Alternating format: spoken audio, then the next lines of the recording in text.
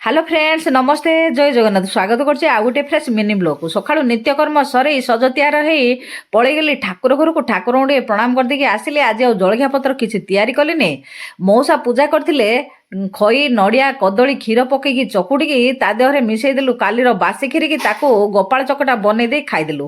ତାପରେ ଦୋକାନ ଖୋଲିକି ବସି ପଡ଼ିଲି ପରିବାପତ୍ର ଧରିକି କଟାକଟି କରିଦେଇକି ବସେଇଦେଲି ପରିବା ପକେଇକି କାଞ୍ଜି ଫଳ କାଞ୍ଜିଟି ହେଲା ପରେ ଏପଟେ ବସେଇଦେଲି ଆଳୁ ମଞ୍ଜାର ରାଇ ରୋଷେଇଟି ସରିଗଲା ପରେ ଦେଇଦେଲି ଅଜା ନାତିଙ୍କୁ ବାଢ଼ିକି ଖାଇବା ପାଇଁ। ନାତିଟାକୁ ଟିକେ ମୁଁ ଖୁଆଇଦେଲି ଅଜା ନିଜେ ନିଜେ ହାତରେ ଖାଇଲେ ଆଉ ଖାଇସାରିଲା ପରେ ମୁଁ ମଧ୍ୟ ଖାଇଦେଲି ତାପରେ ଗୋଡ଼ରେ ତାଡ଼ିକି ନାତିକି ଟିକେ ଶୁଆଇଦେଲି। ଆପଣମାନଙ୍କ ଭିତରୁ କେତେଜଣ କମେଣ୍ଟ କରିଥିଲେ ଦେବା ପାଇଁ ମୁଗ ଚନ୍ଦ୍ରକାନ୍ତି ପିଠାର ରେସିପିଟି ସେଥିପାଇଁ ଲାଗି ପଡ଼ିଲି ମୁଗ ଚନ୍ଦ୍ରକାନ୍ତି ପିଠା ତିଆରି କରିବା ପାଇଁ। ଆଶା କରୁଛି ଆଜିର ଭିଡ଼ିଓଟି ଭଲ ଲାଗିଲେ ନିଶ୍ଚୟ ଚ୍ୟାନେଲକୁ ସବସ୍କ୍ରାଇବ୍ କରିବେ ବୋଲି। ଆଜି ପାଇଁ ରହୁଛି ନମସ୍ତେ ଜୟ ଜଗନ୍ନାଥ।